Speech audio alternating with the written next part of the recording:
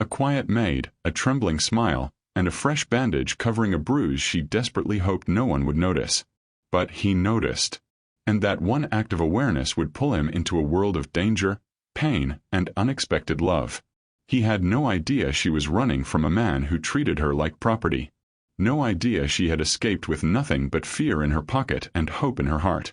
No idea her past was violent enough to follow her anywhere, even into the home she thought was finally safe. When their worlds collide, it doesn't just expose the truth. It ignites a battle for her freedom, tests the strength of his courage, and creates a love impossible to deny. This is the story of a millionaire who never meant to become a hero, and a woman who never believed she deserved to be saved. Family, welcome back to our channel, where we bring you emotional stories of love. Because in truth, love and death cannot be escaped. No one can say when, how, or where. It's never too early or too late. If you're new to this channel, make sure to subscribe and hit the notification button right now so you don't miss what happens next. And if you're one of our returning viewers, thank you so much. We appreciate you. Now, stay with us to the end of this story. Leave a comment with your thoughts and like this video. Let's continue. In the sprawling city of Eastbrook, where skyscrapers shimmered at dawn and the wealthy lived behind tall iron gates, few names commanded as much respect as Ethan Ward. To the outside world, he was a man blessed with privilege. Born into wealth, owner of multiple tech companies, and resident of the grand Ward estate that stretched over several acres of manicured lawns. People recognized him as the embodiment of success, the type of man whose footsteps echoed power long before he entered a room. But behind the closed doors of his enormous mansion, Ethan lived a life quieter than most imagined. His home was filled with staff, gardeners, cooks, cleaners, drivers. But emotionally, he walked alone. His parents had died young, leaving him the estate and the company far before he felt ready. The pressure to maintain the Ward legacy shaped him into a man who was always serious, always contained, and always focused. Happiness felt like a luxury, one he didn't quite know how to touch. Among the staff, there was one person who moved like a whisper. Maya Brooks, the maid who worked mostly on the east wing of the mansion. She wasn't loud, nor did she socialize much. She kept to herself, carried a soft voice, and always wore a look of quiet politeness. She wasn't the kind of person who demanded attention. But sometimes the most unnoticed people are the ones carrying the heaviest stories. Every morning, Maya arrived early, dressed in her simple uniform. She moved methodically, cleaning the hallways, freshening the guest rooms, and polishing the grand mirror that reflected the entire length of the corridor. She rarely spoke unless spoken to, and she never shared anything about her personal life. To the other staff, she was simply the quiet one. But to Ethan, there was something different about her. Something he couldn't quite name. For months, he had observed her from a distance. Her gentle way of working, her careful touch on the furniture, her calm presence. She carried a grace that was subtle but unmistakable. Yet he never approached her beyond the occasional greeting. She was an employee after all, and he lived behind an invisible barrier built of professionalism, formality, and solitude. Everything changed one cold morning in November. Ethan was walking down the hall with a cup of black coffee, preparing for a board meeting that would start in an hour. His footsteps echoed against the marble floor. He barely noticed the flowers the gardeners had placed in the hallway or the new painting the decorator hung the day before. His world was always busy, always noisy in his mind. But that morning something caught his eye, something he wasn't expecting. It was Maya, dusting the long hallway mirror, moving slowly, and wearing a white bandage across her cheek. Ethan stopped walking. He blinked once, then twice, unsure if he had seen it correctly. Maya, usually flawless in her appearance, had a rectangular bandage covering a bruise that peeked out from beneath its edges. She wasn't looking at him. Her back was turned slightly, her movements careful, as if she were afraid of making any sudden motion. He took a quiet step forward. "Maya," he called gently. She flinched. Actually flinched. As if his voice itself startled her. She turned slowly, offering a tense smile that didn't reach her eyes. "Good morning, sir," she whispered. Ethan's gaze dropped to the bandage. "What happened to your face?" She immediately touched it as if trying to hide it, even though it was already covered. "Oh, this?" She forced out a laugh that betrayed fear more than humor. "It's nothing. Just an accident." Ethan wasn't convinced. Not even close. He had seen enough of life to recognize when someone was lying to protect themselves. And Maya wasn't just hiding a small injury. She was hiding a story. "Maya," he began, his tone softer than usual. "Are you all right?" "Yes, sir," she said too quickly. "Perfectly all right." He opened his mouth to say more, but she stepped back, avoiding his eyes. "I'll finish this hallway, sir. I'm almost done." Then she turned, returning to her dusting with her head slightly lowered, as if she hoped he would simply move on. But Ethan couldn't move on. All day, her image stayed in his mind. Her trembling voice, the way she flinched, the bruise peeking out beneath the bandage, the way she couldn't meet his eyes. He tried focusing on his meetings, but every few minutes his thoughts drifted back to that hallway. Something was wrong. Something deeper than she wanted anyone to know. By evening, the unease only grew. While walking through the mansion around sunset, he found Maya quietly arranging the dining room table. Her movements seemed slower than usual, and when she reached too far to place a porcelain plate, she winced, a sharp intake of breath escaping her lips before she caught herself. Ethan stepped closer. "Maya," he said again, more firmly this time. She froze. Not out of disrespect, but out of fear of what might come next. "Yes, sir."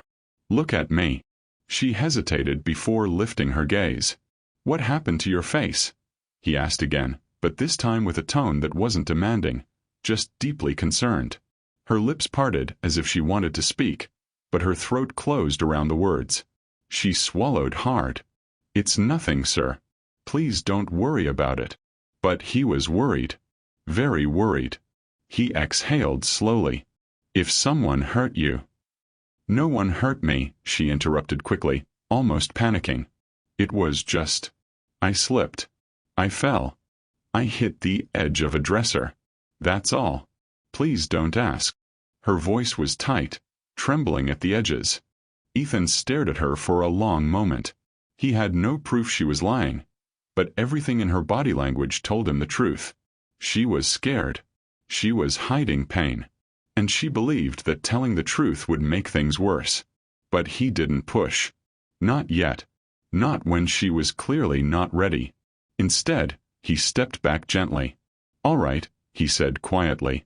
"If you ever need anything at all, my door is open." She nodded stiffly, unable to form a full response. And Ethan walked away, but the worry followed him like a shadow. Something is wrong, he thought. And I need to find out what. The next morning, as he headed to the east wing, he heard a faint voice behind one of the courtyard doors. Maya's voice. Soft, trembling, almost breaking. He slowed his steps and paused near the door. "No, please," she was saying. "I told you I don't have anything. I'm trying. Just give me more time." A man's muffled voice hissed through the phone. Harsh, angry, threatening. Maya's breath hitched. "No, don't come here.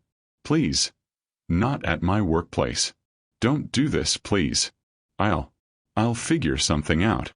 Ethan felt a chill travel through him. He pushed the door open gently. Maya's eyes widened.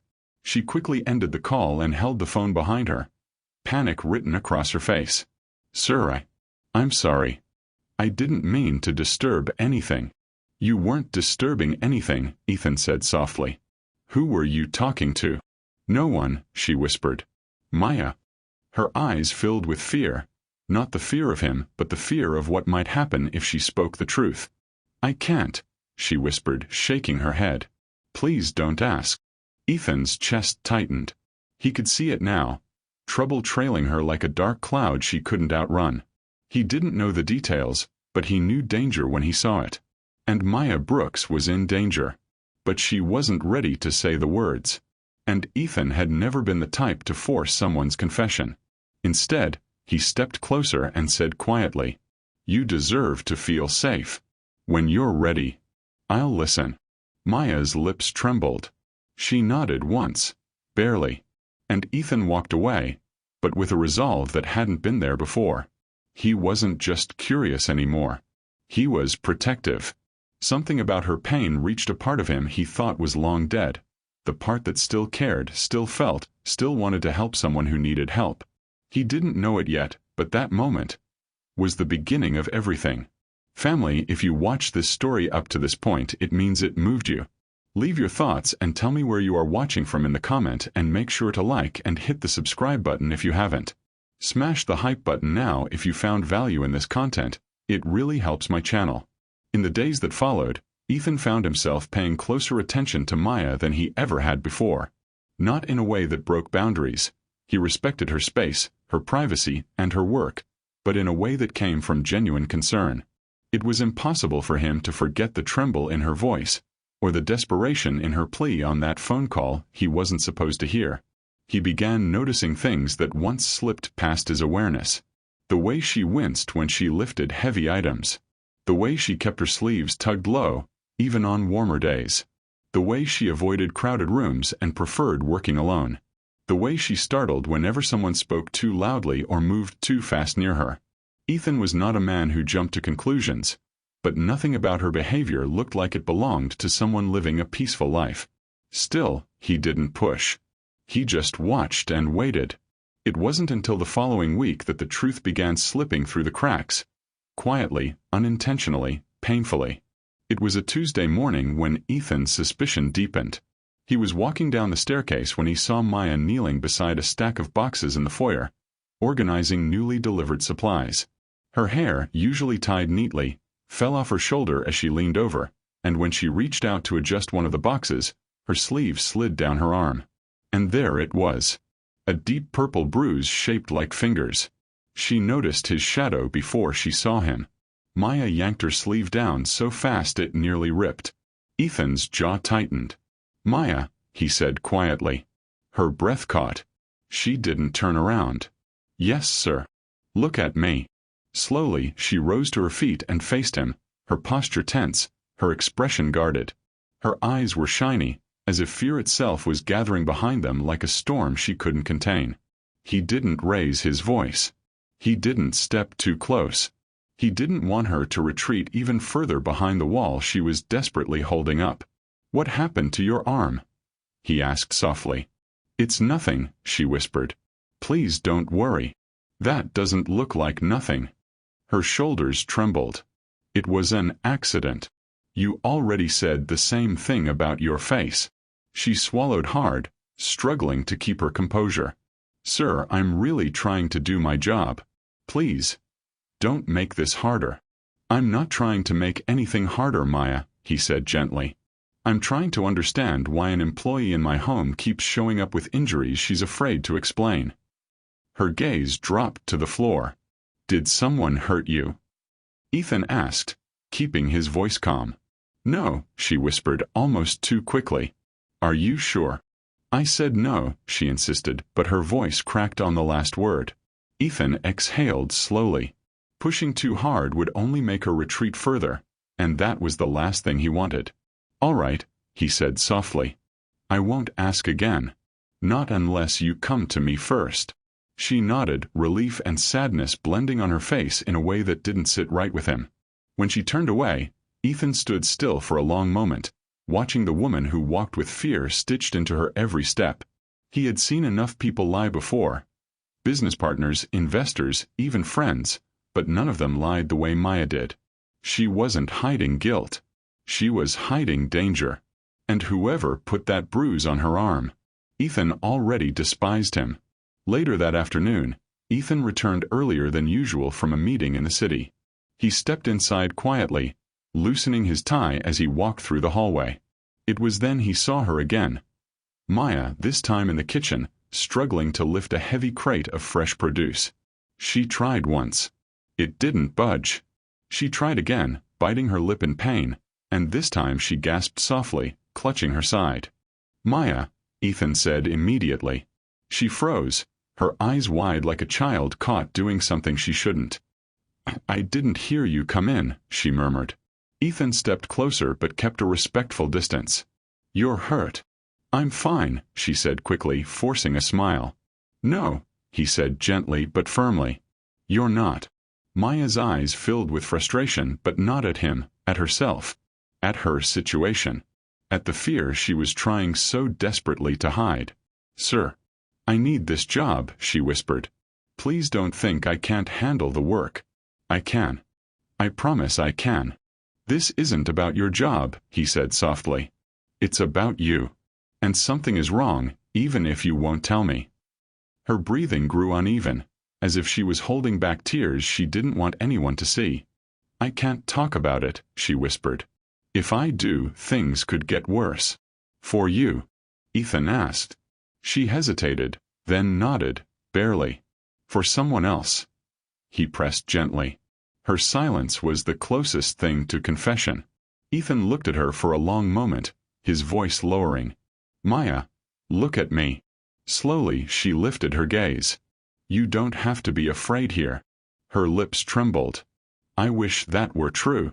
He wanted to ask more, but again she pulled back, hiding behind duty, behind fear, behind the silence she had lived with for far too long. So he let her be. But he watched. And he worried. That evening, as he prepared for bed, Ethan found himself staring at the ceiling, unable to sleep. He wasn't used to caring this much about another person's situation. He had spent years learning to control his emotions and focus on work. But something about Maya shook him. Something about her vulnerability awakened a part of him he had not felt in years. He kept remembering the way her voice cracked, the bruise on her arm, the bandage on her cheek, the tremble in her hands, the fear in her eyes. And then, that phone call. The desperate words she hoped no one had heard. He couldn't shake it off. Long after midnight, he finally fell asleep, but his dreams were filled with the sound of Maya's whisper. "Please, don't come here. Please." The next morning brought the breaking point. Ethan stepped into the living room to find Maya dusting the fireplace mantel. At first glance, everything looked normal. Until she turned slightly and he saw it, another bruise. This time on her collarbone. Dark, fresh, painful. She quickly pulled her uniform higher to hide it, but it was too late. Ethan had already seen it. "Maya," he said, his voice dropping to a tone she had never heard from him before.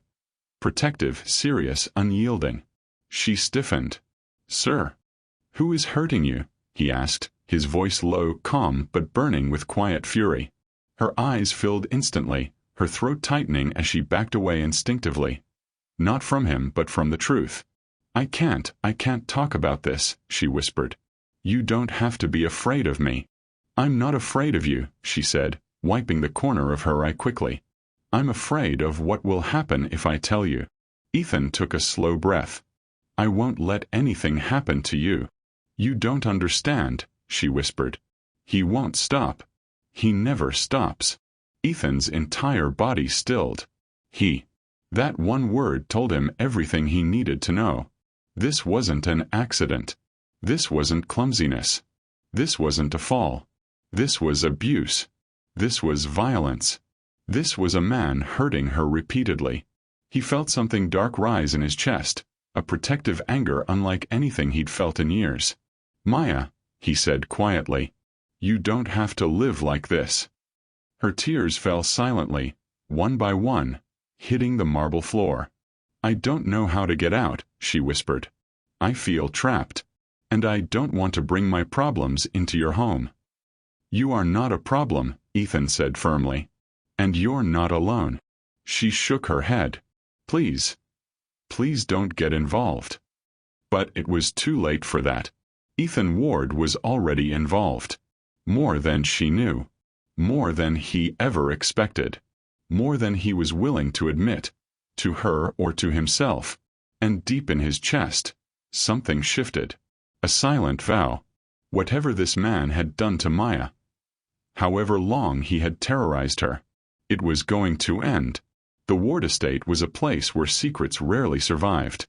The walls were thick, yes, but the house was alive with people. Staff walking through halls, gardeners moving across the property, cooks and assistants carrying out their tasks. Everything echoed, even whispers.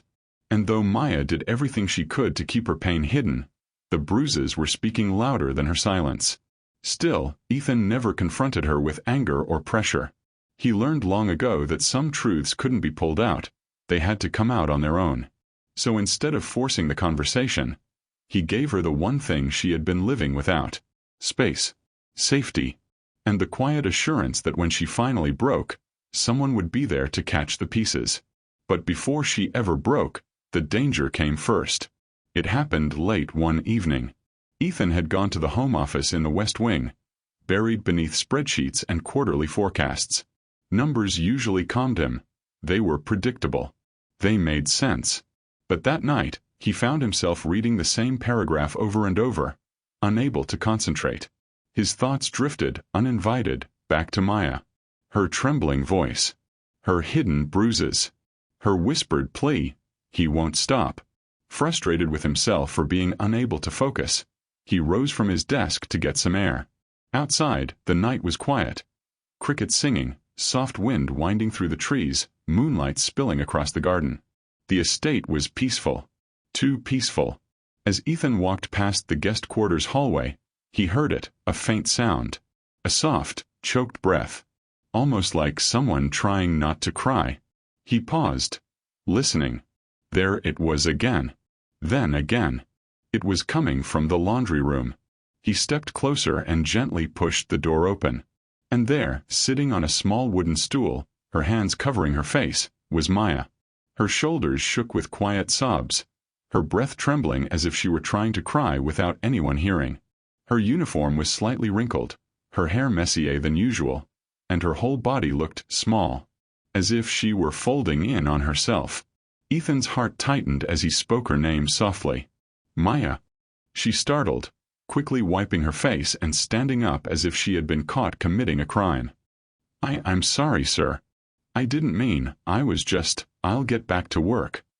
You don't need to work right now, Ethan said gently. You're upset.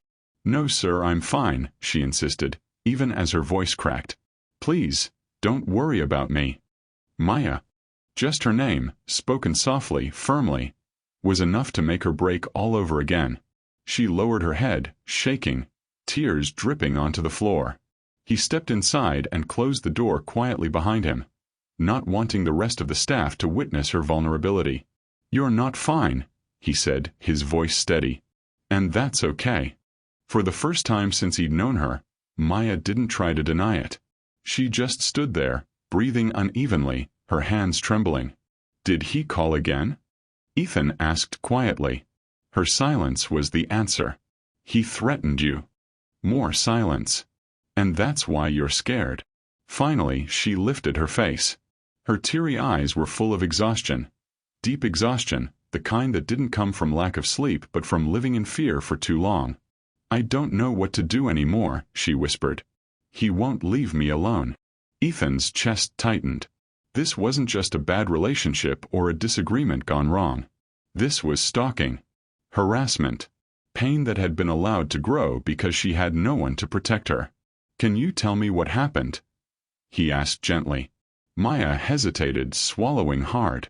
She wiped the tears with the back of her hand. For a long moment, she seemed to search for courage inside herself, pulling from a well that was nearly empty. Finally, she spoke. Slowly. Painfully. Truthfully. His name is Devon, she whispered, each syllable weighed down with dread. We were together for almost 3 years. At first, he was charming. Sweet. He made me feel seen. Loved. Protected. She paused, her throat tightening. But then he changed. He became controlling. Violent. Everything I did made him angry. He isolated me from my friends, my family, until he was the only person I had. And when he realized I depended on him, he made sure I never forgot it. Maya looked down at her hands as she spoke. He started hitting me, pushing me, yelling at me for things that didn't matter. He would apologize after, say it was stress, say he didn't mean it. I believed him. I wanted it to be true. Ethan's jaw flexed. But it got worse, she continued. The day I left him, he promised he would make my life a nightmare. And he has kept that promise. She wiped a tear quietly, almost afraid to show emotion. He takes money from me. He finds out where I work. He shows up out of nowhere and threatens me. He says if I tell anyone, if I try to run, he'll make sure I never feel safe again." Ethan's hands gradually tightened at his sides. "How long has this been going on?" he asked. "Almost a year since I left him. And you've been dealing with it alone?" She nodded. "I didn't want anyone to get involved. I didn't want to lose my job. I didn't want him to hurt the people around me. So I just stayed quiet." Her voice broke again. "But I'm so tired, sir," she whispered. "I can't keep living like this. I'm scared all the time. Even when I walk through your gates in the morning, I look over my shoulder. I don't want him to ruin my life here too." Ethan stepped closer, not enough to intimidate her, but enough to make sure she knew he was present, that she wasn't alone. "You're safe here," he said quietly. "I'll make sure of it." Maya shook her head quickly, panicking at the thought of being protected. "No, sir, please. He'll get angry if anyone interferes. He'll get worse. I've seen him get worse." Ethan spoke slowly, each word grounded in certainty. "I don't care how angry he gets. I care about you." She blinked, stunned. "I won't let him hurt you. Not here. Not anywhere." Her lips parted, her breath catching as she whispered, "Why do you care?" Ethan inhaled deeply. Because he did care. More than he intended to. More than he had expected to. More than he had ever cared about anyone in years. But he answered her gently, honestly, without overstepping. "Because no one deserves to live in fear," he said. "Because you shouldn't have to face this alone. And because you matter, Maya. More than you think." Her tears fell again, but this time not just from fear. From the shock of being seen. From the unfamiliar warmth of being protected. From the relief of someone finally noticing her pain. For the first time in a long time, she allowed herself to cry freely. Ethan didn't touch her. He didn't do anything inappropriate or impulsive. He simply stood near enough that she could feel the presence of someone who cared, someone who wouldn't walk away. And for Maya Brooks, that was enough to break the chains she had carried silently for too long. But just as the truth began emerging, darkness began closing in again. Because Devon, her abusive ex, wasn't done. He was watching, following, waiting for his moment. And that moment was coming faster than anyone expected. The danger wasn't outside the gates anymore. It was already on its way. And soon, it would reach the Ward estate. But the truth was, Marcus had not been able to stop thinking about her. Not since he saw that bandage. Not since he sensed the fear she tried so hard to hide. Not since he realized she had no one in her corner. And so, despite every instinct telling him to stay within the neat walls of professionalism, his heart kept crossing the line, again and again. The next morning came quietly, the soft gold of dawn settling over Crestwood like a veil. But Marcus didn't sleep much. He moved through the house early, restless, distracted, listening for her movements without admitting that he was. When he finally heard her light footsteps in the hallway, cautious, measured, the way someone walks when trying not to disturb, Marcus paused, took a slow breath, and stepped into the corridor. There she was. Amara, in her neatly pressed uniform, hair gently tied back, her face soft with sleep, but the bruise around that bandage had darkened. Even under the gentle morning light, it was impossible to miss. When she saw him, she froze. Not because she was afraid of him, but because she wasn't used to someone noticing. Someone caring. "Good morning," Marcus said quietly, keeping his voice neutral, warm, not too close. She nodded. "Good morning, sir." But as she tried to move past him with her cleaning supplies, he stopped her gently. "Amara," he said, "you don't have to pretend it doesn't hurt." She stiffened. The mask she always wore slid over her features. "Sir, I'm fine." "Really?" He tilted his head slightly. "Are you saying that because it's true, or because you've had to say it your whole life?" That broke something in her. Not loudly. Not visibly. Just a small shift, a tremor behind her eyes, a silent collapse she desperately tried to cover. But Marcus saw it. He saw all of it. She looked away, swallowing hard, gripping the handle of the cleaning cart like a lifeline. Please. Please don't ask me that. Why not? He whispered. Because I don't know how to answer. He didn't push further. He didn't crowd her. He simply nodded, stepping aside so she could pass. But as she did, her voice followed him. Soft, barely above a breath. Thank you for noticing. Those 4 words stayed with him all day. By midday, the mansion was bright with activity. Deliveries, contractors, assistants, all the usual noise of Marcus Hill's high-profile life. But despite everything happening around him, his attention kept drifting. Not romantically. Not dramatically. Not yet. Just humanly. He found himself quietly watching her work, noticing things others overlooked. The way she moved carefully, never wasting a step. The way she tried to smile at coworkers even when her eyes were tired. The way she hid the discomfort in her cheek with practiced ease. It didn't sit right with him. By afternoon, while reviewing documents in his home office, Marcus made a decision he didn't fully understand yet. Only that he couldn't ignore it anymore. He stood, walked to the intercom, and called softly. Amara, when you're free, I need to see you in the study. When she entered the room minutes later, her posture was stiff with worry. You're not in trouble, Marcus assured her instantly. Her shoulders loosened, barely, but she stayed near the door unsure. Marcus nodded toward a chair. You can sit. She didn't move. Or stand, he amended gently. Whatever makes you comfortable. After a moment of hesitation, she stepped forward slowly and sat on the very edge of the chair. The way someone sits when they expect to be dismissed at any moment. Marcus took a breath. Amara, I want to ask you something. And please know you don't have to answer if you don't want to. She nodded cautiously. What happened to your face? Did someone do that to you? Her hands instantly gripped each other, knuckles turning pale. Her breathing hitched. She looked down, ashamed, afraid, and something inside Marcus twisted. She didn't answer. And her silence was the answer. Marcus leaned forward, elbows on his desk, voice low and steady. You don't deserve that. Tears filled her eyes immediately, as if she hadn't heard those words in years. And maybe she hadn't. He continued, tone firm but compassionate. No job is worth being hurt. No relationship is worth being scared. And no one has the right to treat you like that. A tear slipped down her cheek. She wiped it quickly, embarrassed. I'm sorry, I didn't mean, I'm just not used to. You don't have to apologize, he said softly. Not to me. Her breath trembled, but she finally looked up. Really looked at him. And in that moment, she realized something she didn't know she needed. She wasn't invisible here. She wasn't alone. And for the first time since arriving at Crestwood, she believed someone was on her side. Marcus exhaled slowly.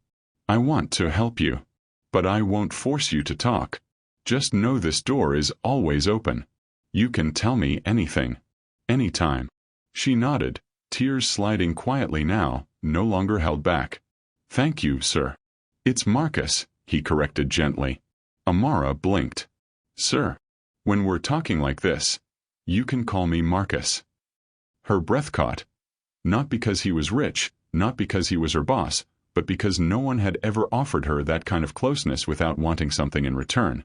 She whispered it, unsure, fragile. Marcus. Something warm moved through him. Something dangerous. Something he wasn't ready for.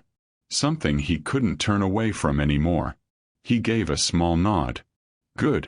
But before he could say anything else, the house security intercom buzzed loudly. An unexpected visitor at the gate. Amara wiped her eyes, stepping back. I should go. Marcus stood instantly. Stay here. She froze. He checked the security screen. And what he saw made his jaw tighten with sudden anger and disbelief. Outside the gates stood a man. Rough. Agitated. Pacing. And shouting at the intercom camera. A man Marcus had never seen before, but one whose face instantly made Amara's blood run cold. Her abusive ex. He had found her. And he wasn't leaving quietly. Marcus turned slowly toward her, and for the first time, he saw fear in her eyes so deep it broke something inside him.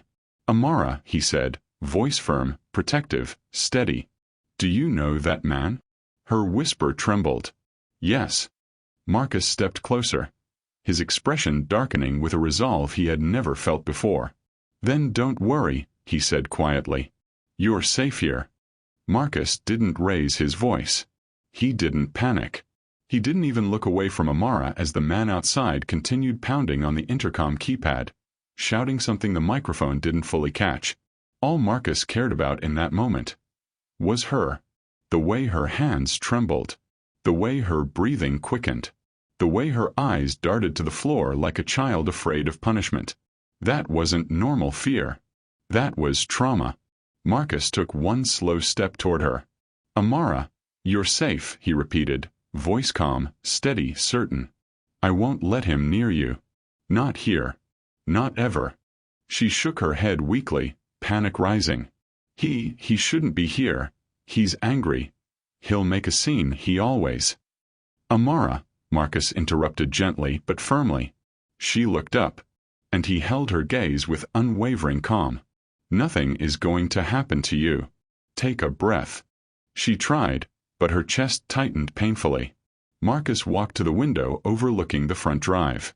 The security team had already begun closing ranks around the gate, watching the pacing man with caution. "He doesn't look like he's leaving," Marcus murmured. Amara wrapped her arms around herself, shrinking into the corner of the study. Marcus turned toward her again. "Tell me who he is." She didn't speak at first. Her throat worked, her lips parted, closed, parted again. And when the answer finally came, it was small and broken. "My ex. His name is Darren." Marcus nodded slowly, listening. He doesn't like letting things go." "How did he hurt you?" Marcus asked, not out of curiosity, but out of concern so deep it softened the edges of every word. Amara hesitated. Then she lifted her hand gently to the bandage on her cheek. "He hit me." The room went silent. Not empty, but charged. Marcus inhaled sharply, jaw tightening for the first time since she entered the study. He didn't shout. He didn't curse. He didn't explode the way some men do. He simply hardened. A dangerous kind of calm settled over him. "How long has this been happening?" Amara looked down. "A long time." "And you never told anyone?" Her voice cracked. "No one listens, Marcus. People don't go out of their way to protect girls like me." Marcus stepped closer. "I do." Those two words broke something she had spent years building. The cold shell, the quiet acceptance, the survival mode she had lived in. Tears welled instantly in her eyes, spilling over before she could stop them. "I didn't want him to come here," she whispered. "I didn't want to bring trouble into your home." This time, Marcus didn't hold back. "Amara," he said deeply, "you are not trouble." Her breath caught. "I don't hire people to decorate my house like furniture. You work here, you are part of this home. Your safety matters to me." She covered her mouth with her hand, crying silently. And Marcus, moved by something beyond logic or hesitation, reached out slowly, very slowly, giving her every chance to pull away. She didn't. His hand rested gently on her shoulder. Warm, steady, protective. She trembled under his touch. Outside, Darren's voice rose again. Loud, violent, furious, echoing across the driveway. Marcus glanced toward the security monitor and then back at her. "I'm going to deal with this," he said quietly. "You stay here. Don't move." "No, Marcus, he's dangerous. Please don't go out there." He crouched slightly so he could meet her eyes directly. "I've dealt with dangerous men before," he said calmly. "And I'm not afraid of him. But he'll say things, he'll twist things, he'll make you think I'm—" "Amara," Marcus said softly, "there's nothing he can say that would make me see you the way he does." Her breath broke again. Marcus gave her shoulder a small, reassuring squeeze. "I promise you," he said, voice low and grounded. "I will handle him." Before she could protest again, Marcus turned and stepped out of the study, closing the door gently behind him. When the latch clicked, Amara sank into the nearest chair, hands trembling uncontrollably. No one had ever stood up for her before. No one had ever defended her without asking for something in return. This, whatever this was, felt unreal. And yet, she felt safer at that moment than she had in years. Marcus walked toward the front doors with a steady, measured stride. The security officers followed him, trying to caution him, but Marcus lifted a hand. No weapons. No aggression. Let me talk. They exchanged looks but followed orders. The large double doors swung open, and Marcus stepped out onto the front steps of his estate. At the gate, Darren's head whipped toward him. His expression twisted instantly. Suspicion, anger, jealousy all at once. You! Darren yelled, pointing wildly. You're the one she's hiding with? The millionaire. Figures. Marcus didn't flinch. He walked forward until he stood a few feet from the gate. Calm, composed, and radiating authority. His voice, when he spoke, was controlled steel. Amara doesn't belong to you. And you have no business showing up here unannounced. Leave now. Darren laughed, a loud, ugly sound. Oh, I get it. She's playing victim for you, huh? She always does that little act to get attention. Marcus stepped closer, eyes narrowing. Be very careful with your next words. Security shifted behind him, preparing. Darren sneered. She's my girl. And I'll take her back, whether you like it or not. Marcus's voice dropped into a colder, darker register. No. You won't. She's mine. She is not property. You think you can protect her? Marcus didn't blink. I know I can. Darren's face twisted with rage, and he lunged forward, grabbing the gate bars with both hands. Send her out here. Now. Marcus's expression turned into something Darren had never seen before. A quiet, dangerous warning. She's not coming out, Marcus said. And you're not coming in. Darren's face turned red. This isn't over. Marcus stepped forward one last inch, voice low as thunder.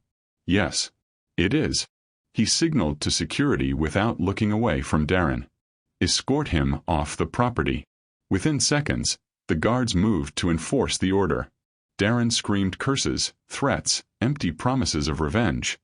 But Marcus didn't react. He simply watched until the man was pushed far down the road, away from the estate. Only then did Marcus turn back toward the house. And as he walked up the steps, something settled inside him. A decision he hadn't spoken yet but already knew to be true. He wasn't letting Amara face this alone. Not now. Not ever again. When Marcus stepped back into the mansion, the world seemed quieter than before. Too quiet, almost as if the walls themselves were holding their breath. The moment the front doors closed behind him, the weight of what had just happened settled into the polished floors of Crestwood Estate. But Marcus didn't feel fear, or regret, or uncertainty. He felt purpose. Strong, steady, unmoving. He headed straight for the study. Inside, Amara sat exactly where he left her, but she no longer looked like she was simply waiting. She looked like she was bracing for impact. Her fingers twisted the edge of her uniform. Her breathing was uneven. Her knee bounced in a rhythm that screamed panic. When the door clicked open, she shot to her feet immediately. Marcus, she gasped, voice thin with fear. Are you okay? Did he hurt you? Marcus shook his head. No. I'm fine. She stepped closer, examining him like she expected bruises to suddenly appear. Are you sure? He gets violent, he gets unpredictable. He's worse when he's angry, Amara, Marcus interrupted gently, placing a hand over hers to stop her trembling. I'm fine, he repeated, slow and deliberate, grounding her. She stared up at him, searching his eyes for the truth. When she finally believed it, her shoulders sagged with a breath she didn't know she was holding. What did he say? She whispered. Marcus didn't sugarcoat it. He respected her too much for that. He said he wanted to take you back, Marcus answered plainly. Amara flinched as if struck. And I told him, Marcus added, voice deepening, that he never will. She covered her mouth with a hand as tears filled her eyes again. You shouldn't have done that," she whispered. "He doesn't give up, Marcus. When something gets in his way, he—" She swallowed painfully. "He gets worse." Marcus stepped closer. His voice softened. "And what about you?" he asked. "What happens to you if nobody stands in his way?" Her lips trembled. Her eyes glistened. "I've been standing alone for a long time," she whispered. Marcus shook his head. "You're not alone anymore." And for the first time in years, the truth of those words broke her. Her tears spilled freely, no longer held back behind walls built from survival. Marcus didn't step away. Instead, he moved closer slowly, giving her every chance to reject comfort. She didn't. She collapsed softly against him, careful, nervous, unsure if she was allowed, but he caught her with a steadiness that made her knees weaken. He wrapped one arm around her back, the other gently cradling the back of her head. She trembled against him, shaking from shock, from fear, from exhaustion, from relief. "It's okay," Marcus murmured. "I've got you." And he meant it. Minutes passed before her breathing steadied again. Amara pulled back quickly, wiping her face, embarrassed. I'm sorry, I shouldn't." "You don't have to apologize every time you feel something," Marcus said softly. "You're allowed to be human." She looked down. "I'm not used to that." Marcus exhaled, a quiet mixture of sadness and anger, not at her, but at what life had demanded from her. "You're safe now," he said again. "But we need to make sure Darren never comes near you again." Her chest tightened. "How?" Marcus didn't hesitate. "You're staying here," he said. Amara's eyes widened. "What?" "Marcus. I already live here." "I don't mean as staff," he clarified gently. "I mean as someone under protection. As someone whose safety is my responsibility." Amara shook her head quickly. "No, I can't. I don't want special treatment. I don't want to be a burden." "You are not a burden," Marcus said firmly. "And this isn't favoritism. It's basic humanity." She looked overwhelmed, torn between gratitude and fear. He continued. "Darren is dangerous. He showed up at my home. He shouted at my security team. That alone is enough to involve the police." She panicked. "No, please don't. If you involve the police, he'll get worse. He'll find me. He'll—" Marcus held up a calming hand. "Hey, look at me." She did. "There are ways to protect you without escalating things too fast," he said softly. "We'll do this your way. At your pace." Her breathing slowed. "But I need you to listen to me," Marcus added. Amara nodded. "You're not leaving this house today. Or tonight. Or any time soon. Not until we know he's gone." She swallowed hard. "What about my shift? My duties? The cleaning?" "Amara," he said, gently cutting her off, "your job right now is to be safe." She blinked rapidly, unused to being prioritized. Marcus stepped closer, lowering his voice. "I'm going to arrange a private room for you on the second floor. Near mine." Her heart jumped at that, and Marcus noticed, but didn't comment. "It's more secure," he explained quickly, "and easier for me and the security team to keep an eye on you." She nodded slowly. "Okay." But her voice trembled. Marcus sensed the fear beneath her agreement. "You don't have to pretend to be brave right now," he said gently. Her eyes watered again. "I'm just scared," she admitted. "I know," Marcus whispered. "That's why I'm here." That evening, the sun dipped behind the trees, casting the estate in a warm orange glow. Security patrols increased. Cameras were checked. Doors were locked. Marcus ordered dinner for both of them. Something simple, comfortable, warm. Amara sat across from him at the small dining table in the private lounge near the east wing. She barely touched her food. He noticed. "You need to eat," he said softly. She pushed the plate slightly. "I'm trying. I just feel sick." "Because of Darren?" She nodded. Marcus leaned forward slightly, elbows on the table. "Amara," he said slowly, "he has no power here." She looked uncertain. I've heard that before. Marcus paused, then asked, "When was the last time you felt safe?" Amara froze. Her silence spoke volumes. She thought about it. And thought. And thought. Her eyes lowered. "I don't know." Marcus's heart clenched. "You will," he whispered. "I promise you will." Later that night, Marcus showed her the room he had prepared. Warm lighting, soft sheets, a private bathroom, fresh clothes placed carefully on the dresser. Her hand flew to her mouth in shock. "Marcus, this is too much." "It's not enough," he said simply. She turned to him, eyes shimmering. "Why are you doing all of this for me?" Marcus didn't answer right away. He stepped closer, his voice dropping to a softer, deeper register. "Because no one else ever did," he said. "And because you deserve more than the world has ever given you." Her breath caught. And in that moment, something shifted between them. Something quiet, something tender, something that neither of them dared name yet. Marcus took one step back, giving her space. "Get some rest," he said softly. "I'll be right down the hall if you need anything." Amara nodded slowly. "Good night, Marcus," she whispered. He paused at the doorway. "Good night, Amara." Then he gently closed the door. But he didn't walk away. He stood there for a long moment, staring at the wood grain, listening to the soft, uneven sound of her trying not to cry. Not from fear this time, but from the unfamiliar feeling of being cared for. And Marcus made a silent vow to himself. Tomorrow and every day after that, he would give her one thing Darren never did: a life without fear. That night, Crestwood Estate was quieter than it had been in years. But it wasn't the peaceful kind of quiet. It was the kind that hummed with tension beneath the walls, an unspoken awareness that danger had brushed too close to the gates. Marcus barely slept. He sat in the dim glow of a single lamp in his study, a glass of untouched water beside him, trying to read a file he had no ability to focus on.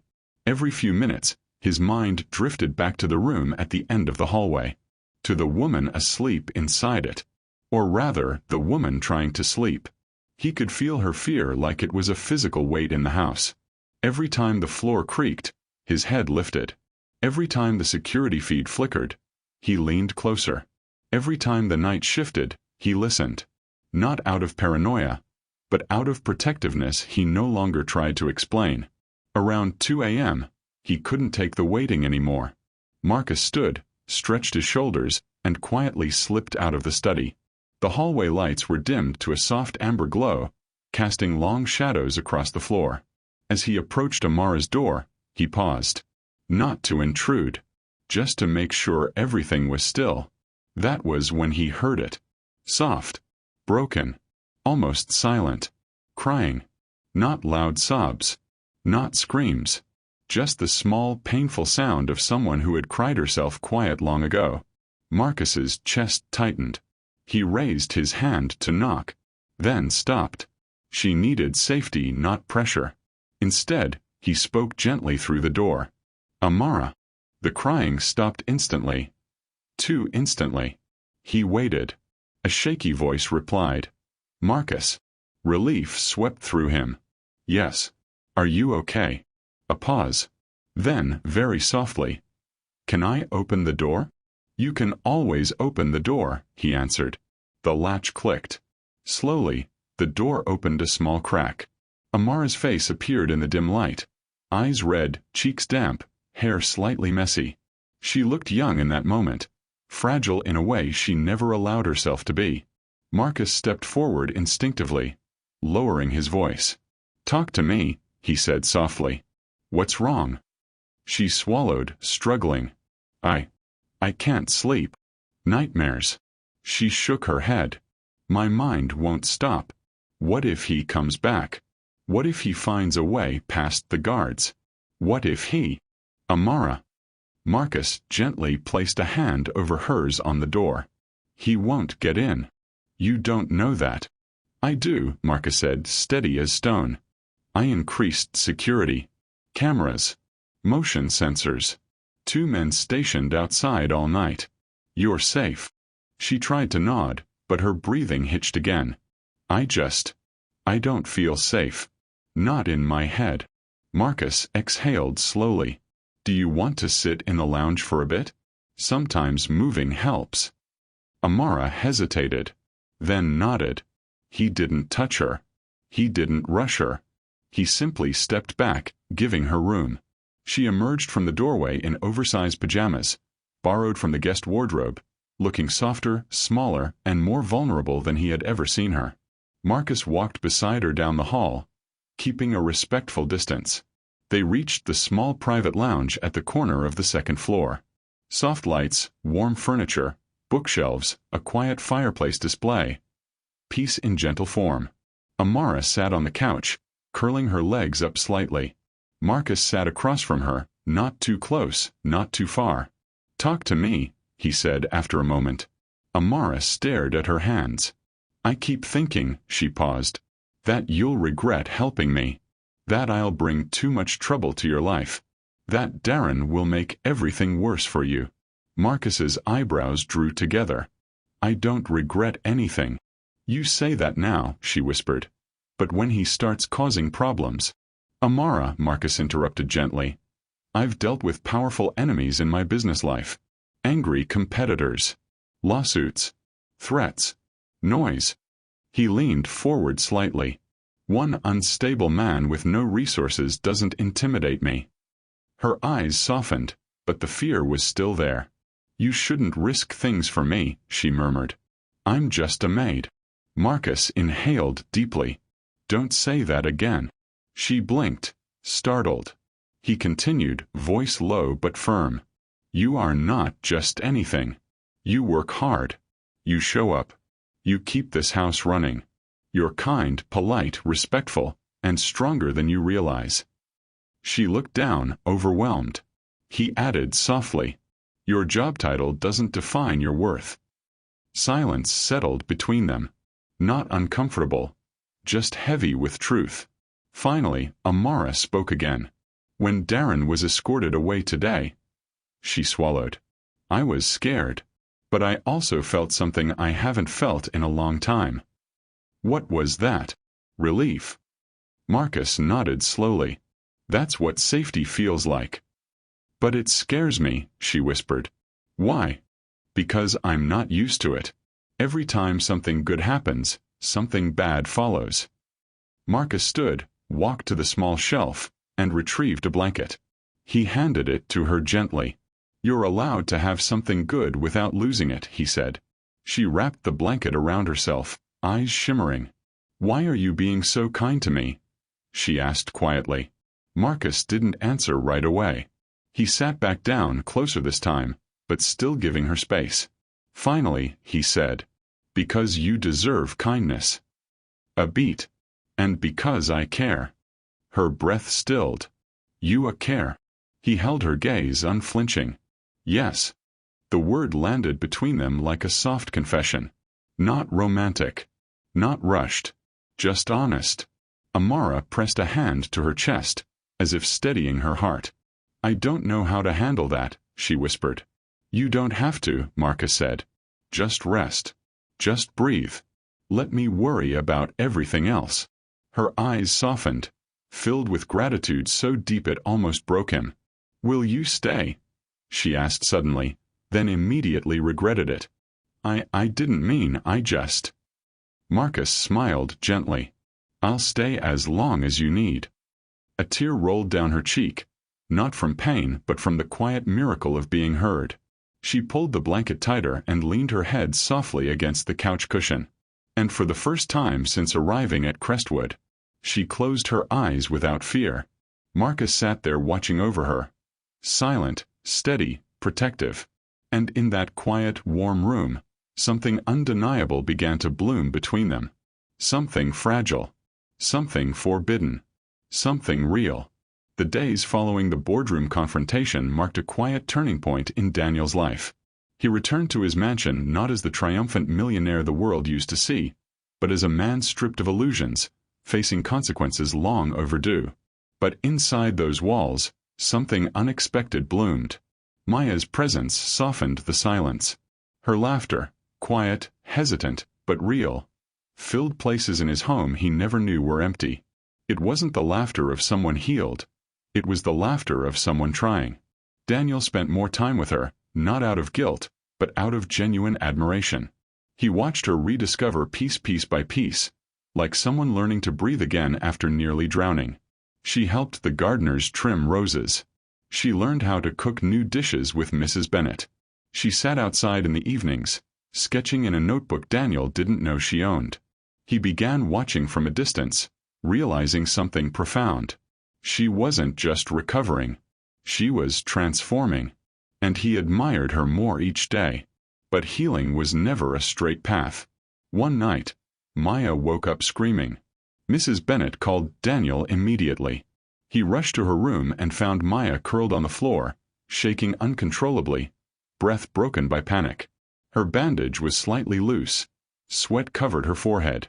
She had seen him. The man she escaped. The man who chased her out of her apartment with a belt in his hand. Daniel bent down carefully, making sure not to frighten her. Maya, it's me. You're safe. No one can hurt you here. She didn't respond at first. Her eyes were distant. The past had clawed its way into her present again. Daniel waited. He didn't rush. He didn't touch her until she looked at him with trembling recognition. Only then did she whisper, "Why won't it stop? Why can't I forget?" Daniel didn't lie to her. He didn't give empty promises. He simply said, "Because you're human, and what you survived was real. But you're not alone in the fight anymore." She cried into his chest, and he held her gently, as if holding someone made of glass. That night changed something unspoken between them. Not romance. Not yet. Something deeper, trust. The investigation into the board's corruption spread wider than anyone anticipated. Media outlets caught wind of hidden embezzlement, offshore accounts, and manipulation of Daniel's company structure. Reporters camped outside his gate. His phone rang non-stop. Lawyers circled like vultures, desperate for statements. Through it all, Daniel remained steady. Not because he was fearless, but because he knew he wasn't fighting for himself anymore. He was fighting for everyone who had been hurt by those men, directly or indirectly. And he was fighting for Maya. But the storm grew louder. Threats began arriving. And signed emails, encrypted messages. Warnings telling him to back off, to withdraw the case, to disappear quietly. Daniel ignored all of them, until one message crossed a line. It wasn't sent to him. It was sent to Maya. A simple line. "You should have stayed gone." Daniel saw the message on her phone after she showed him with shaking hands. Her voice was tiny, fragile. How do they even know my number?" Daniel's jaw tightened. His anger was quiet, but dangerous. "They're trying to scare you," he said, "but they don't understand who they're dealing with." This time he didn't wait for trouble. He hired 2 private security guards to stay near the mansion day and night. He installed new cameras, new locks, reinforced gates. Not because Maya asked.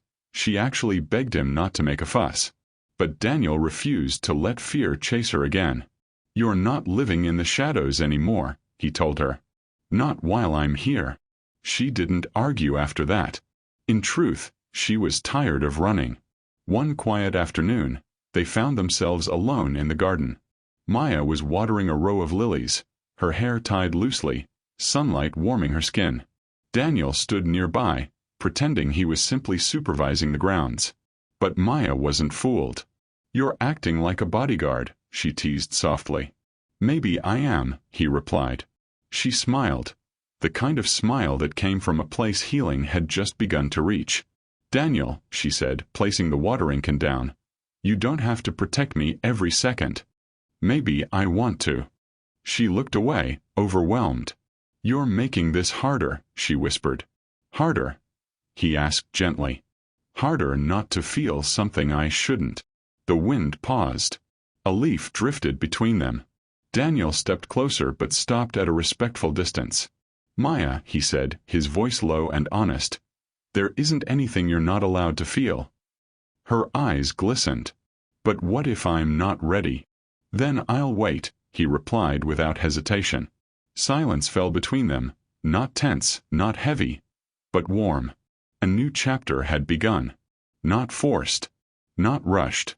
Just two people learning how to exist in each other's world without fear. But peace never lasts long when powerful people feel threatened. One evening, as security guards patrolled the grounds and Maya sat on the porch sketching the sunset, Daniel received a phone call. A voice he recognized. A voice he despised. The ringleader of the corruption. His most trusted executive before the truth came out. "Drop the investigation," the voice warned, "or you'll lose more than your company." Daniel stiffened. What's that supposed to mean? A quiet chuckle. "Ask your maid." The line went dead. Daniel froze. Ice filled his chest. He sprinted out of the house, shouting her name. "Maya." She stood up, startled, dropping her pencil. "What's wrong?" Daniel grabbed her shoulders, scanning her face for injuries, his breath uneven. "Did someone come near you? Did anyone talk to you?" "Did." She interrupted softly. "Daniel, what happened?" He swallowed hard. "They're watching you." His voice broke with a fear he had never shown before. "And I think they're planning something." Maya felt the same chill he did. For the first time since escaping her abuser, she realized she might be in danger again. And this time, it wasn't just her past. It was Daniel's world, and the powerful enemies inside it, closing in. The air around the mansion shifted that night. Security guards doubled their rounds. Lights stayed on longer than usual. Shadows seemed to move differently. Heavier, watchful, unwelcome. Daniel didn't sleep. He barely blinked. He spent the night in his study, the phone on the desk, his laptop open, documents scattered everywhere. Financial trails, court filings, evidence files. But he couldn't focus. His mind kept replaying the call, the threat, the voice that had once pretended to be a friend. He wasn't afraid for himself. He was afraid for Maya. Just before dawn, he walked quietly down the hallway and paused at her door. He didn't open it. He didn't need to. Just knowing she was behind it, safe, breathing, alive, that was enough to anchor him. For the moment, morning felt wrong. Too quiet. Too still. Even the birds seemed cautious, perching on the garden railings instead of singing. Maya stepped into the kitchen, rubbing her hands together. A nervous habit she had picked up since the threatening text. Mrs. Bennet handed her a cup of warm tea and brushed her arm lovingly. "You don't have to act strong with us, child," the older woman whispered. Maya nodded but said nothing. Her eyes betrayed her fear. Fear she didn't want Daniel to see. But Daniel saw it anyway when he joined them moments later. She tried to hide her trembling hand behind the mug, but he noticed. He always noticed. "You don't have to pretend with me," he said softly. Her voice cracked. "I don't want to be a burden." "You're not," he replied. "You're the reason I'm fighting." She didn't answer, not because she disagreed, but because she was overwhelmed. Daniel gave her space and stepped back, but his eyes never left her. And although he tried to appear calm, his heart was a thunderstorm. By afternoon, 2 detectives arrived. One stern and seasoned, the other young and curious. They came with updates about the investigation, but also new concerns. "We believe your former executives hired private investigators to follow your routines," the older detective said. "And they may have identified the woman staying here." Daniel's jaw tightened. "Why target her?" he demanded. "Because she's the closest thing you have to a weakness," the younger detective replied plainly. "Hurting her would hurt you." Maya lowered her head, her breath trembling. Daniel stepped beside her protectively. "She's done nothing wrong," Daniel snapped. "We know that," the detective replied calmly. "But criminals don't operate on fairness. They operate on leverage." Maya swallowed hard. "What do I do?" she whispered. "Stay inside. Stay protected. And don't go anywhere alone," the detective said. Daniel answered before Maya could. "She won't be alone." Their eyes met. Neither said it out loud, but both understood. They were now tied together, emotionally, circumstantially, dangerously. As the detectives left, Maya sank into the nearest chair, her hands covering her face. Daniel knelt down in front of her, carefully pulling her hands away so he could see her eyes. "You're safe here," he said, but she shook her head. "What if I'm not?" she whispered. "What if they come for me? What if they hurt you because of me?" "Maya," he said softly, "they're not after you. They're after me. And I won't let them use you to get to me." She looked at him through a haze of tears. "Why do you care so much?" His breath caught. He didn't expect the question. Not so direct, not so raw. But the answer was simple. "Because somewhere along the way, you became the one person I can't lose." Her eyes widened slightly, not with disbelief, but with a feeling she wasn't ready to name aloud. She stood up abruptly, overwhelmed. "Daniel, please. I can't handle more than what I'm trying to heal from." He didn't push. He didn't reach for her. He simply nodded. "I'll give you time. But I'll never walk away." She blinked and a tear slid down her cheek. She wiped it quickly and stepped outside, needing air, needing space, needing anything that wasn't emotion she wasn't prepared for. Daniel watched her go, fighting every instinct to follow. Night fell again, heavy and suspicious. 2 security guards stood by the gate. Another patrolled the mansion perimeter. Extra cameras were installed, motion detectors activated. But even with all those precautions, no one noticed the black car parked several houses down, engine off, windows tinted. Inside, 2 men sat watching the mansion through long-range cameras. "Is that the girl?" one of them asked, zooming in on Maya's silhouette as she stood near the balcony railing, hugging her arms against the night breeze. "Yeah," the other replied. "That's her." The first man lowered his camera and smirked. "The boss said she's priority." "And the millionaire?" "He'll break once she's gone." They exchanged a grin, cold, cruel, professional. Outside, the wind rustled the leaves as if warning the mansion of what was coming. Inside, Maya stood alone, unaware of the eyes tracking her every move. Unaware that her pain-filled past wasn't the only danger chasing her. Unaware that Daniel's enemies were no longer planning. They were preparing. And the storm that had been building slowly, silently, was finally ready to strike. The night air was quiet. Too quiet, like the world was holding its breath. Maya stayed on the balcony longer than she intended, staring up at the sky, trying to calm her racing thoughts. She told herself she was overreacting. That fear was making shadows look like threats. That Daniel had done more than enough to keep her safe. But her instincts knew better. And instincts rarely lied. Inside the mansion, Daniel watched her from the doorway, concern etched deep into his face. He didn't want to intrude, but he felt the distance between them like a thread stretched too thin.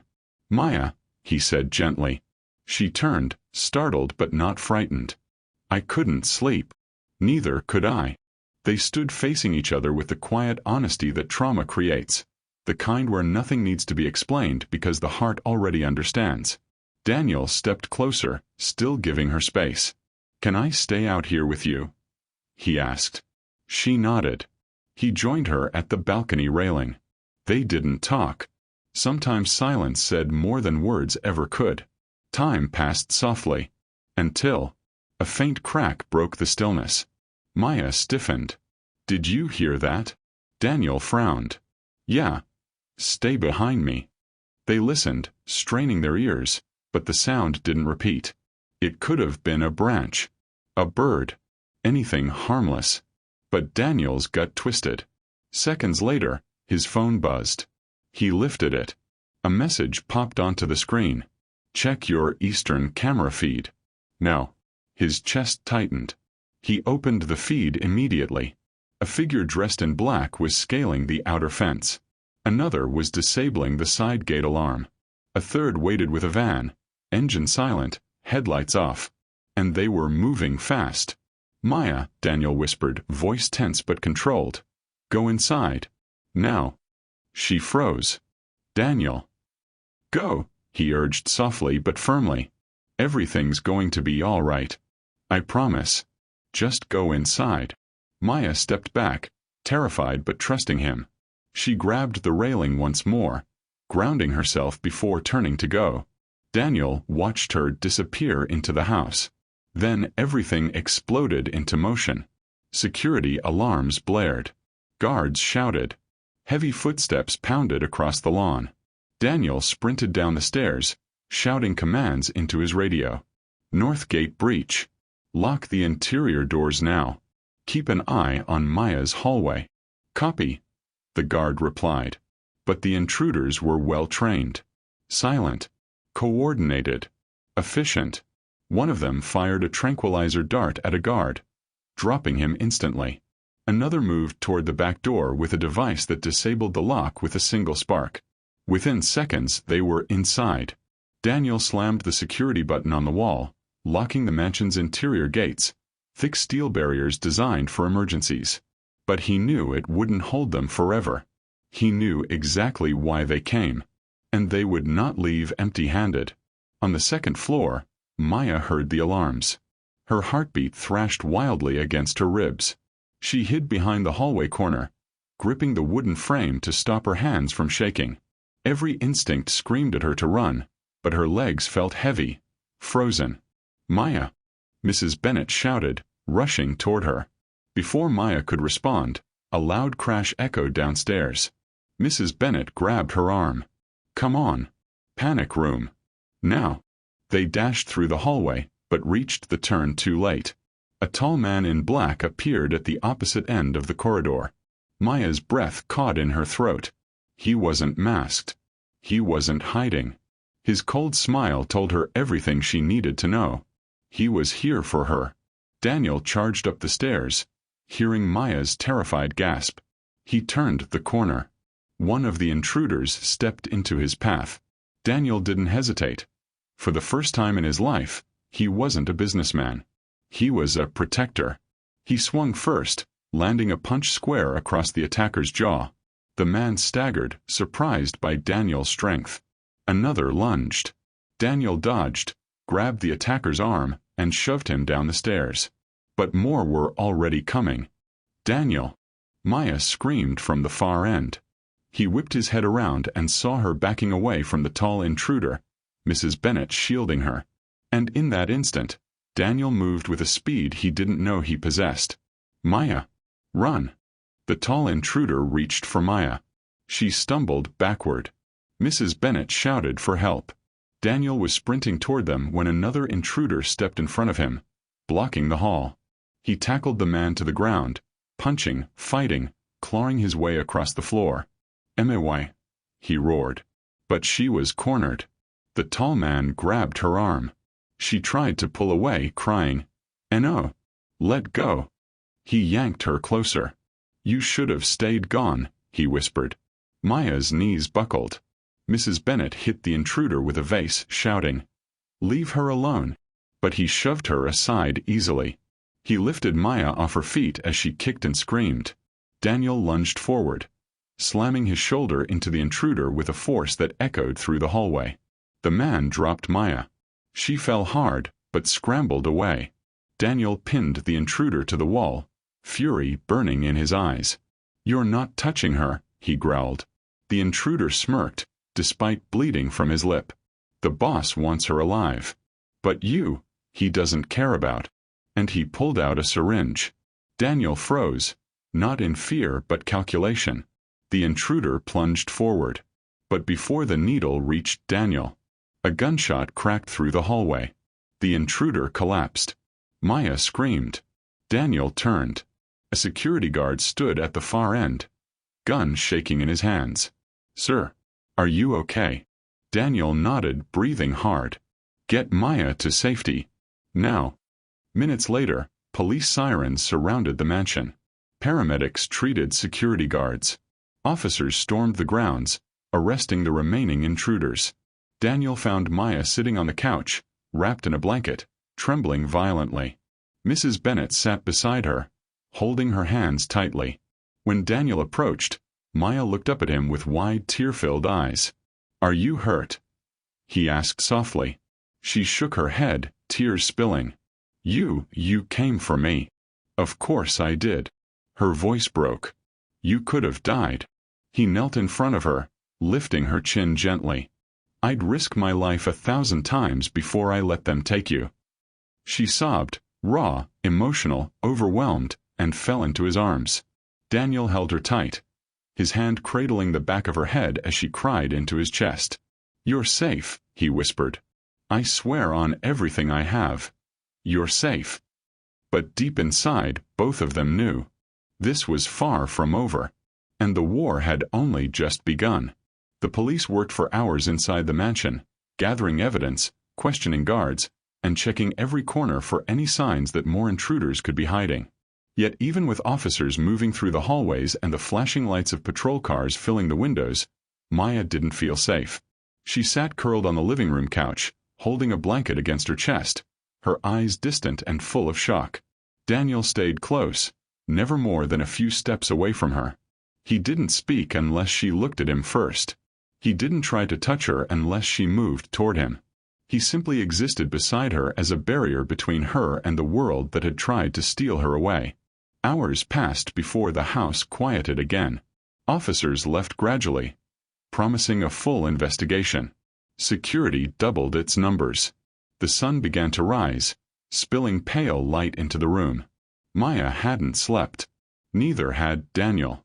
At last, Maya whispered almost inaudibly, "Will they come back?" Daniel sat down slowly beside her, careful not to frighten her. "Not tonight. Not with the amount of security we have now." She looked at him, really looked at him, and he saw the fear carved into her expression. It wasn't just fear of the men who tried to take her. It was fear of the world she was forced to keep surviving. "I was so close," she breathed, her voice cracking. "He had me. He was going to drag me away." Daniel felt something inside him twist painfully. He had seen her terror. He had heard her scream his name. He had watched the man's hand close around her arm. The memory alone was enough to make his chest tighten. "But he didn't," Daniel said gently. "You're here. With me." Maya lowered her head, tears dripping onto her blanket. "You could have died trying to save me. And I would do it again." The words came naturally, without hesitation. Every single time. She stiffened slightly, as if the weight of his sincerity was too much to hold. But she didn't pull away. The room fell silent except for her trembling breaths. Daniel leaned forward slightly. "Maya, you're not alone anymore. Not in any of this."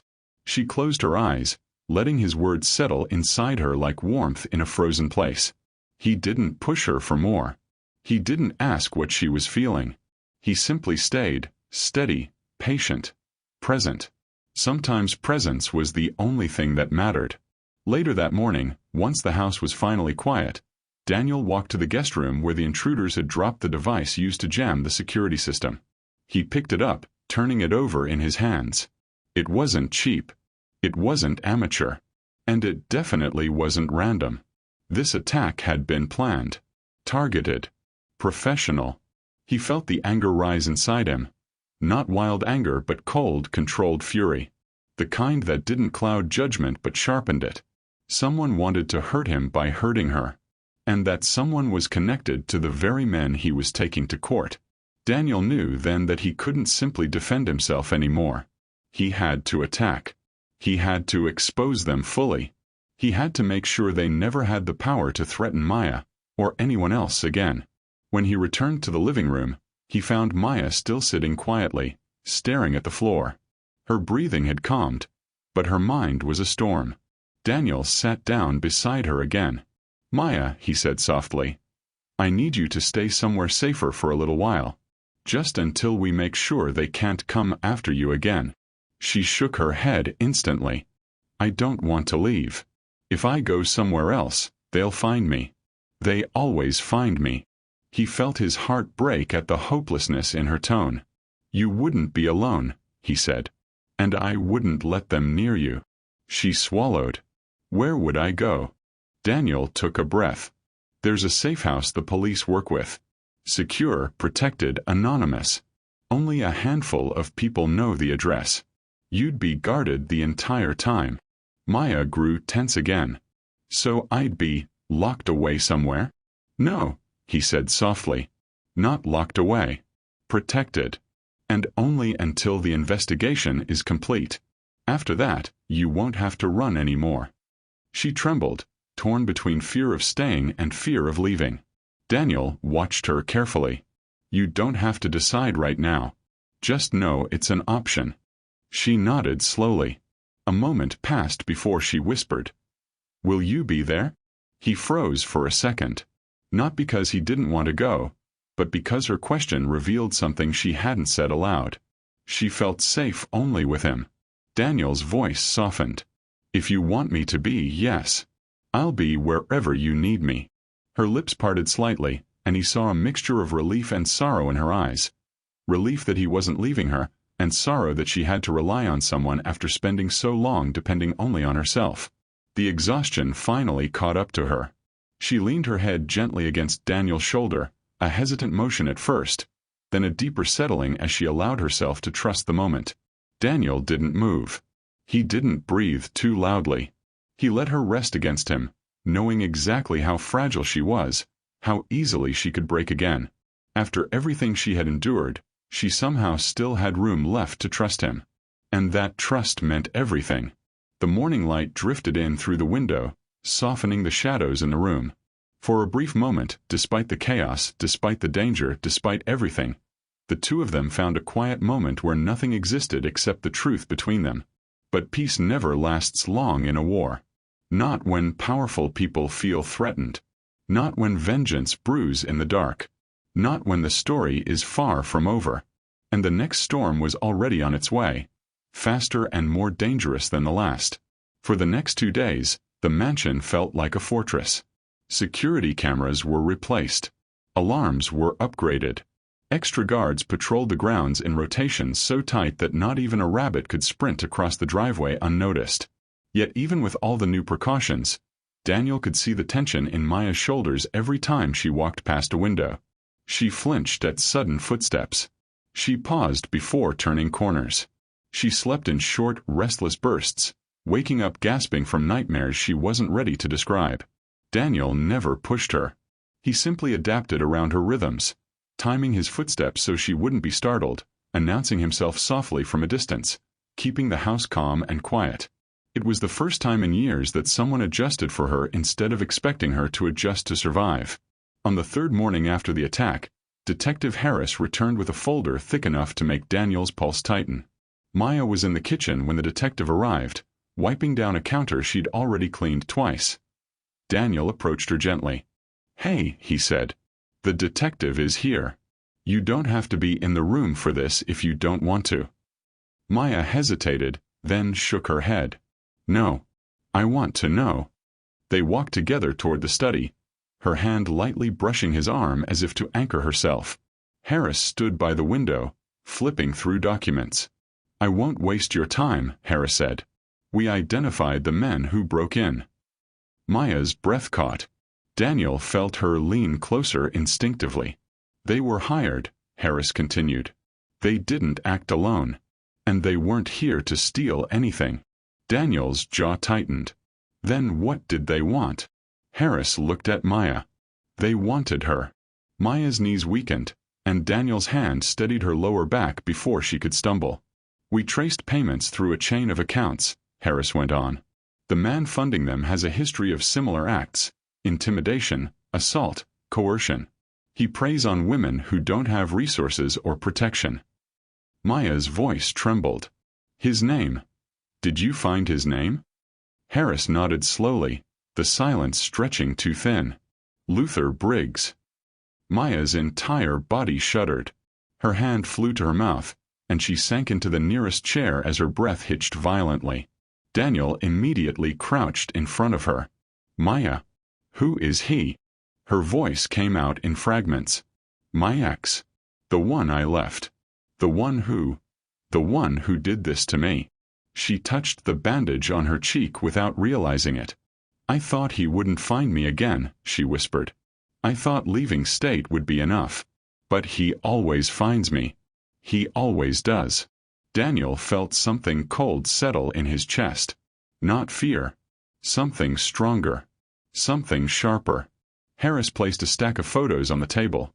Luther Briggs caught on various cameras, always flanked by men who looked as dangerous as he did.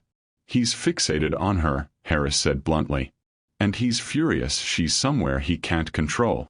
Maya closed her eyes, tears slipping down her cheeks. I didn't want to bring this into your life, she said to Daniel. You didn't ask for this. You didn't ask for me. Daniel shook his head, his voice steady. I asked you to stay safe. I asked you to trust me. That's all. But this, her voice cracked. This isn't safe. Anyone connected to me gets hurt. Daniel's tone deepened, calm but unshakable. Maya, look at me. She did, reluctantly, fearfully, searching for something she didn't think she deserved. You are not the danger, Daniel said softly. He is.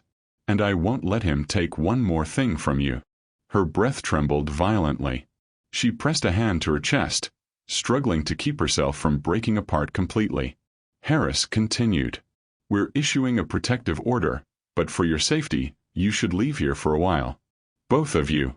Somewhere secure. Daniel didn't hesitate. We'll go tonight. Maya looked startled. Daniel. I'm not letting you go alone, he said firmly. And I'm not staying where he expects me to be. The detective nodded. I'll arrange transport to the safe house. Minimal personnel, no visible markings, no predictable route. When the detective left, Maya stood near the window, her hands gripping the curtains tightly as she stared out at the driveway where the intruders had dragged her. Daniel approached her slowly, his voice low. You don't have to be strong right now, he murmured. Her throat tightened. But if I'm not strong, I'll fall apart. Then fall apart, Daniel whispered. I'll be here. The words broke her. She covered her face with both hands, her shoulders shaking. Daniel stepped close enough for her to feel his warmth but not close enough to trap her.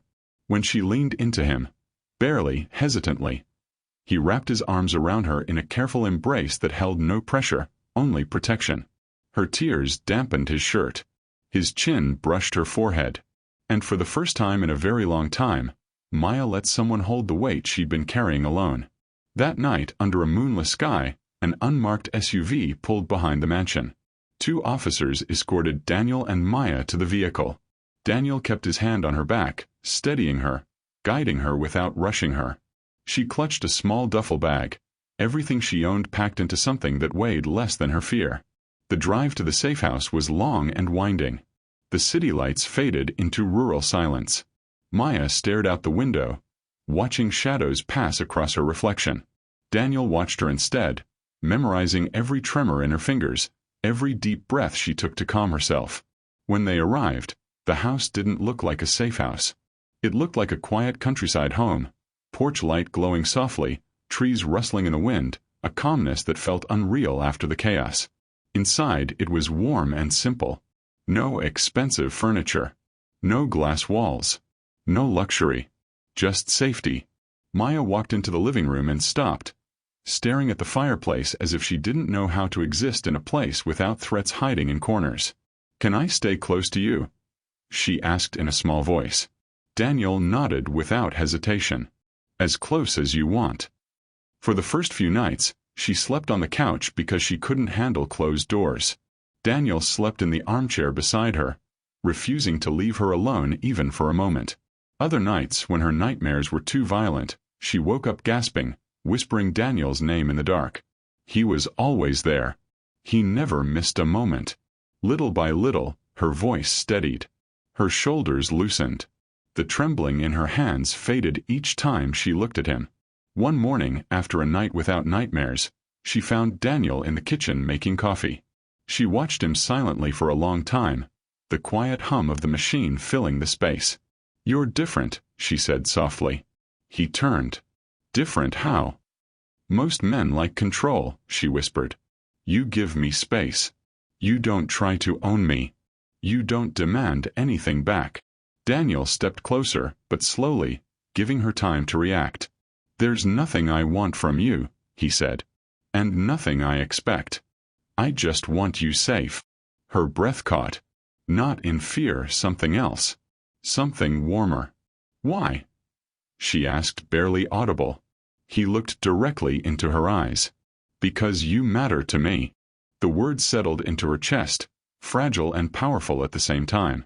She knew he meant them. Daniel wasn't the type to say things without intention. He was the kind of man who acted first, spoke second. The kind who proved his promises instead of performing them. She stepped closer, her voice unsteady. Daniel, if I ever get through this, if I ever learn how to breathe again without being afraid, I don't want to run anymore. He touched her cheek lightly, just above the bandage. You don't have to run now. Her heart thudded gently against her ribs. She closed her eyes, leaning into his touch, feeling safe in a way she'd never imagined possible. But safety has its price. And the world outside their quiet refuge was far from finished with them. Because Luther Briggs had learned something that changed everything. He learned where she was. And he was coming. Not to scare her. Not to threaten her. But to take back what he believed belonged to him. And this time he wasn't coming alone. 3 nights after the quiet morning in the safe house, the air shifted. Maya felt it first, an instinct carved into her bones from years of surviving. The evening had started peacefully. Daniel was cooking something simple. Pasta with fresh basil he'd picked from the garden. Maya was setting the table, humming softly, a rare expression of calm stretching across her face. For a moment, life felt normal, like a world where bruises healed and nightmares faded and dangerous men remained trapped in old memories. Then she dropped a fork. It clattered too loudly on the floor. And the sound jolted her so violently she gasped, heart hammering as if she had been struck. Daniel immediately turned off the stove and hurried to her side, but she held up a hand, eyes unfocused. Something's wrong, she whispered. Daniel glanced around the quiet house. What do you feel? She swallowed hard, shaking her head. I don't know. I just feel watched. Daniel trusted her instincts more than the stillness around them. He instantly switched into protection mode. Stay behind me, he said, voice low, calm, controlled. They moved quietly through the house. The windows were shut, curtains drawn. Locks checked twice. Everything seemed normal. But Maya's breath grew quicker. Daniel. Someone is here. He turned toward her, placing a steady hand on her arm. I won't let anything happen to. The lights went out. Total blackness swallowed the room. Maya froze. Daniel immediately pulled her into his chest, pressing her body against his, shielding her. A faint sound crept through the silence. Boots crunching on gravel outside. Daniel's mind raced. Backup generators were supposed to switch on automatically. They didn't. Someone had cut the power. Stay low, he whispered, guiding her behind the kitchen island. The moment they crouched, the first window shattered at the back of the house. Maya's gasp was swallowed by the sound of splintering glass. Daniel grabbed her hand. Crawl. To the hallway. Now. She obeyed, trembling violently. They moved in darkness, guided only by Daniel's touch and the faint starlight filtering through the broken pane. Another crash echoed, someone kicking in the side door. Heavy footsteps entered the living room. Maya's breath hitched. Daniel pulled her tighter. Don't make a sound, he whispered. The footsteps multiplied. More men. More weight. They weren't hiding. They weren't sneaking. They were hunting. A flashlight beam slashed across the wall. Maya nearly whimpered, but Daniel covered her mouth gently with his hand, steadying her. The beam paused near the hallway entrance. A voice, slow, taunting, cruel, cut through the darkness. Maya. Her entire body went cold. Daniel felt her shake uncontrollably. The voice continued, sing-song. You didn't think you could hide from me forever. Did you? Luther Briggs. Daniel felt a surge of rage so violent it burned through his chest. But he couldn't act recklessly. Not with Maya inches from danger. Luther walked deeper into the house, dragging something metallic against the floor. Something heavy, scraping, echoing. You left me, Luther said, voice growing sharper. You embarrassed me. You lied to me. And now you're with him. He spat the word like poison. Daniel clenched his jaw. His grip tightened around Maya's hand. Luther's footsteps approached the hallway. Daniel made a quick calculation. They needed to move. He leaned close to her ear. "We're going out the bedroom window." Quietly. Maya nodded through her terror. Daniel guided her into the dark hallway. They kept low, dodging the flashlight beams as Luther directed his men. "Search the bedrooms," Luther ordered. "She's here. I can feel it." Daniel and Maya slipped into the master bedroom just seconds before a flashlight swept past the hall. He shut the door silently, locked it, then dragged the dresser in front of it. Maya watched him with wide, terrified eyes. "They're going to break it down," she whispered. "I know," he said calmly. "That's why we won't be here." He opened the window, scanning the backyard. It was dark but clear. Beyond the trees lay the old dirt road that led deeper into the woods, far from the attackers' vehicles. Daniel helped Maya climb out first. Just as she dropped to the ground, the bedroom door slammed as someone rammed it. "Maya, run," he ordered. She looked terrified. "Daniel." "Run." She ran, barefoot, heart slamming against her ribs, stumbling across the grass toward the tree line. Daniel leapt out the window and hit the ground just as the bedroom door splintered behind him. He sprinted after her. Branches snapped underfoot. Leaves whipped past their faces. They ran until the house was a distant shape behind them. But Luther's men were fast. Flashlights flickered between the trees. Voices shouted orders. They were gaining. Daniel grabbed Maya's hand and pulled her behind a fallen log, dropping low as beams of light swept past. Maya pressed her forehead to the damp earth, trembling uncontrollably. "They're everywhere," she breathed. Daniel cupped her cheek, forcing her to look at him. "I won't let them take you." Tears streamed down her face. "He'll kill you. He'll kill me. He'll." "Not while I'm breathing." A branch snapped nearby. Then a voice, too close. "Check this area. They came through here." Daniel's decision was instant. He lifted Maya's chin, eyes burning into hers. "When I say run, you run to the creek. Follow it north. There's an old ranger station about a mile up. Stay hidden. I'll find you." Her eyes filled with agony. "No. I won't leave you. You have to. If they take you, they win. If they take me—" He swallowed. "I don't care about me. I care about you." Footsteps approached. Daniel turned her face toward his. "Maya, I love you." The words hit her like a storm. Unexpected, overwhelming, undeniable. "I love you too," she whispered. Daniel pressed his forehead to hers for one fleeting second. "Run." He shoved himself out of the hiding spot, crashing through the brush, drawing attention, breaking branches, making noise. Flashlights instantly whipped toward him. "There!" Someone shouted. "Get him!" Maya covered her mouth to stifle a scream as Daniel sprinted in the opposite direction, drawing all pursuit away from her. She waited until the shouts faded into the distance. Then she forced her trembling legs to run in the direction he told her. Branches tore at her skin. Roots caught her feet. Her lungs burned. She followed the sound of rushing water until she found the creek. She stumbled into it, letting the cold water soak her clothes as she pushed upstream through the dark. Behind her, far away but not far enough, gunshots cracked through the forest. She choked on a sob. "Daniel. Daniel, please." But she kept moving. She didn't stop until she saw the old ranger station at the top of a hill. Dark, abandoned, but standing. She collapsed inside, chest heaving, body shaking.